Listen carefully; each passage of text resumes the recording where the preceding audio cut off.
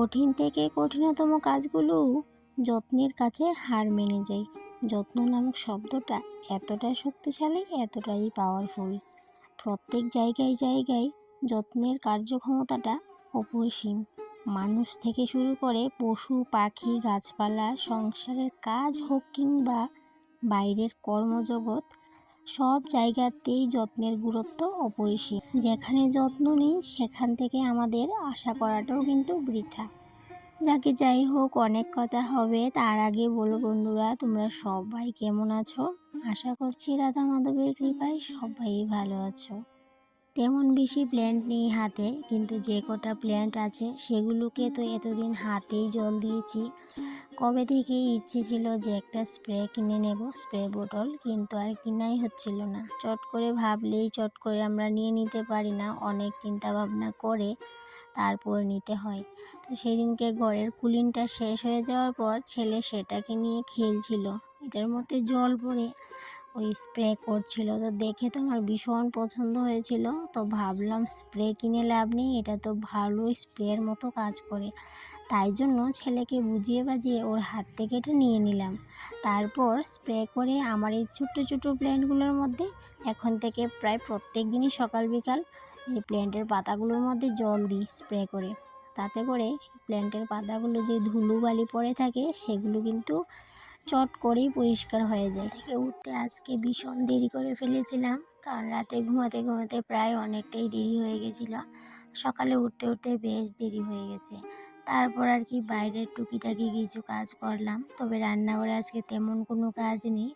ভাবলাম আজকে রান্নাবান্নাটা খুবই সিম্পলভাবে করব, আর রান্নাঘরেও কিছু কাজ আছে সেগুলো তোমাদের দেখাবো। এমন কিছু কাণ্ড হয়েছে আমার রান্নাঘরে, সেটা দেখলে তোমরা ভীষণ কি বলবো, তোমরা বিশ্বাসই করতে পারবে না, এমন ঘটনা হয়ে যাচ্ছে রান্নাঘরে কিছুদিন ধরে। এদিকে দেখো স্প্রে করার পর প্ল্যান্টগুলোকে আবার উপরে উঠিয়ে রাখলাম। আর যেহেতু এগুলো হ্যাঙ্গিং করা টব, এখনও আমি হ্যাঙ্গিং করিনি, ভাবছি আর কটা দিন যাক তারপরে হ্যাঙ্গিং করে দেব। যেহেতু প্ল্যান্টগুলো এখনও কিন্তু ছোটো আছে, বেশি দিন হয়নি এগুলোকে লাগিয়েছি।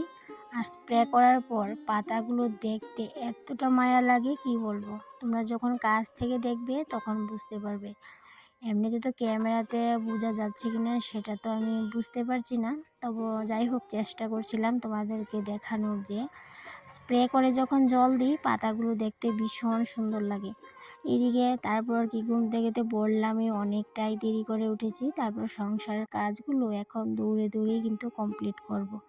তারপরে রান্নাঘরে একটা ভয়ানক কাণ্ড ঘটে গেছে, যেটা আমি অনেক আগে গিয়ে দেখে এসেছি, কিন্তু কোনো কাজকর্ম এখনও হাত দিইনি।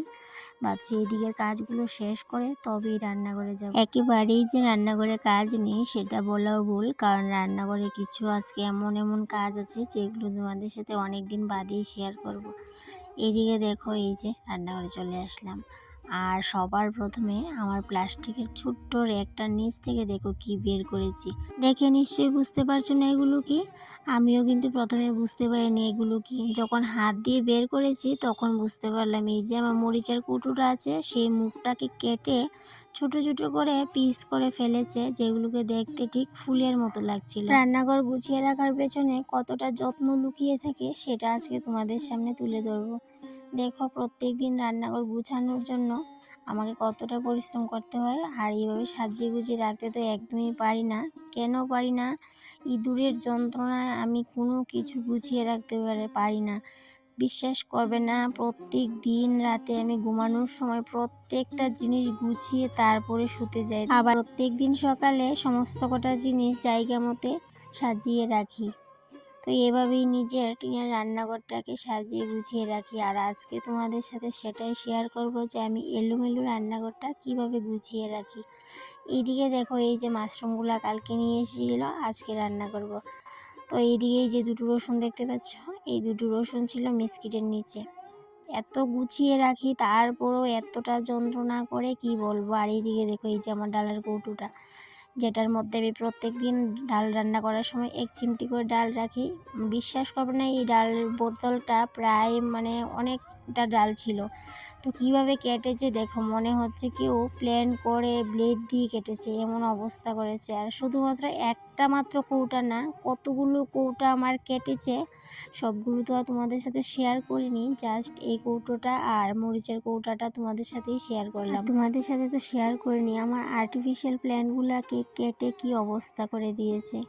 ভীষণ কষ্ট হয় যখন শখের জিনিসগুলো নষ্ট হয়ে যায়, কিন্তু নষ্ট তো আমি করি না, কিন্তু ইঁদুরের যন্ত্রণায় আর কিন্তু কোনো কিছুই রাখতে পারছি না ঘরে। তোমাদেরকে তো বললামই আজকে রান্নাঘরে ভীষণ দেরি করে এসেছি। এই যেহেতু ছেলে বাড়িতে নেই, হাজব্যান্ডও বাড়ি আসতে আসতে ভীষণ দেরি হয়ে যাবে, তাই জন্য বলতে পারো নিজের পছন্দ মতো নিজের ইচ্ছা মতো আজকে রান্নাঘরে এসেছি। তবে রান্নাঘর গুছানোর কাজটা অন্যদিন আমি খুব সকাল সকাল সেরে নিই, কিন্তু আজকে ভীষণ বেলা হয়ে গেছে, ভীষণ রৌদ্র উঠেছে বাইরে, এতটা রৌদ্র উঠেছে। আর যখনই বাইরে রৌদ্রটা উঠে তখন কিন্তু রান্নাঘরের কাজ করতে একটু কষ্ট হয়েই যায়। এলোমেলো টেবিলটা খালি করে নিয়েছি, তারপর ভালো করে ঝাড় দিয়ে নিয়েছি। এই জায়গাতে যে জিনিসগুলো ছিল, জিনিসগুলো সরানোর পরে দেখলাম ইঁদুরে এমন অবস্থা খারাপ করে রেখেছে। আমি যে দুধ রাখি, প্রত্যেক দিন যে দুধ দিয়ে যায় কাকিমুনি, সেই দুধের বোতলগুলো অবধি আমি রাখতে পারি না। বোতলগুলোকে কেটে মানে অবস্থা এই মাত্র আজকে অবধি মনে হয় 4 থেকে 5টা বোতল কেটে নিয়েছে। প্রত্যেক দিন তো ওনাকে আমি আর বাড়ি থেকে বোতল দিতে পারি না, তো এখন থেকে দুধের বোতলগুলো আমি কিন্তু বারান্দাতে নিয়ে রাখি। কি করব, কিছুই রাখতে পারছি না ঘরে। আর এদিকে তো বললামই আজকে রান্না বান্নাও খুবই সিম্পল, তাই জন্য ভাবলাম না একটু আস্তে আস্তেই রান্নাঘরটাকে পরিষ্কার পরিচ্ছন্ন করে গুছিয়ে নিই প্রত্যেক দিনকার মতো। শখের জিনিস দিয়ে ঘর গুছানোর পরে সেই জিনিসগুলো যদি কেউ নষ্ট করে দেয়, বলো কেমন লাগে। আমার তো শুধু এখন ইঁদুরগুলির উপর এত রাগ উঠে কি বলবো।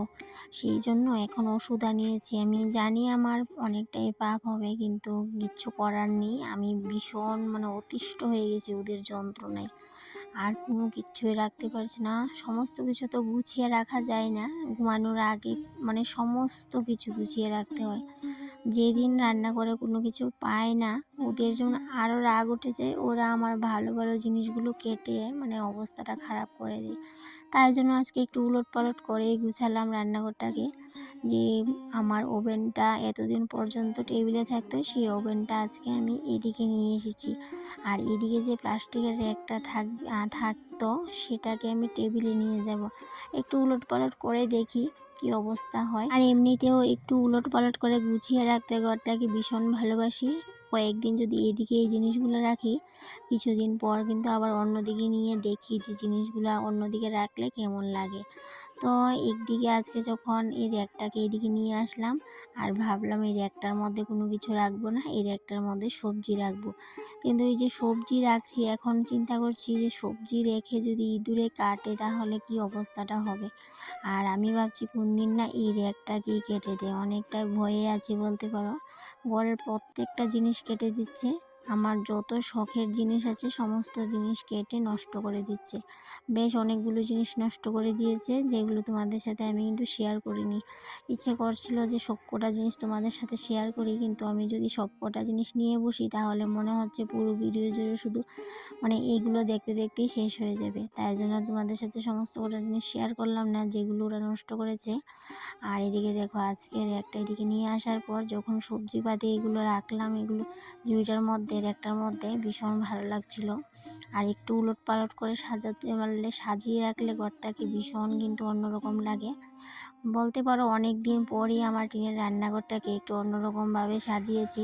এতদিন পর্যন্ত তো একটা ওই সাইডেই ছিল, আজকে অনেক দিন বাদে একটাকে আমি এই সাইডে নিয়ে এসেছি। ভীষণ ইচ্ছে করে সবজিপাতি এইভাবে করে রেখে দিই সামনে, কিন্তু ইঁদুরের ভয়ে আমি কোনো কিছু রাখতে পারি না। ওই যে বললাম প্রত্যেক দিন রাতে আমাকে সমস্ত কিছু গুছিয়ে তারপরে ঘুমাতে যেতে হয়।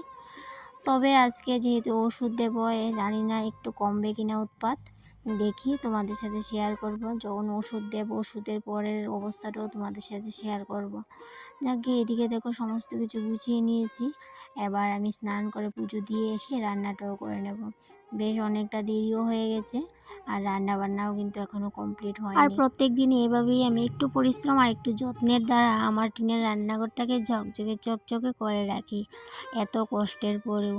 জানি শখের জিনিসগুলো আনতে খুবই কষ্ট হয় আমাদের মতো গৃহিণীদের, কিন্তু শখের জিনিসগুলোকে টিকিয়ে রাখাটা খুব মুশকিল হয়ে গেছে এখন দেখছি। যতই যত্ন করছি ততই যেমন আরও নষ্ট হওয়ার জন্য এই যে রেডি হয়ে আছে।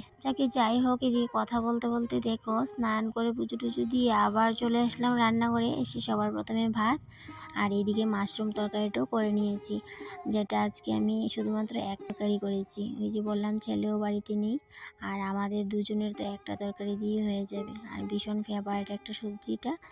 তো যাই হোক, অনেক কথা হয়েছে, কথা বলতে বলতে চলে আসলাম ভিডিওর শেষ পর্যায়ে। আবারও দেখা হবে তোমাদের সাথে পরবর্তী কোনো একটা ব্লগে। ততক্ষণে তোমরা ভালো থেকো, সুস্থ থেকো, আর এইভাবেই আমার পাশে থেকো। আর হে বন্ধুরা, আর একটা মনে করে লাইক করে দিয়ে যেও, সাথে একটা মিষ্টি কমেন্ট। তো বন্ধুরা, আসি আজকে, টাটা।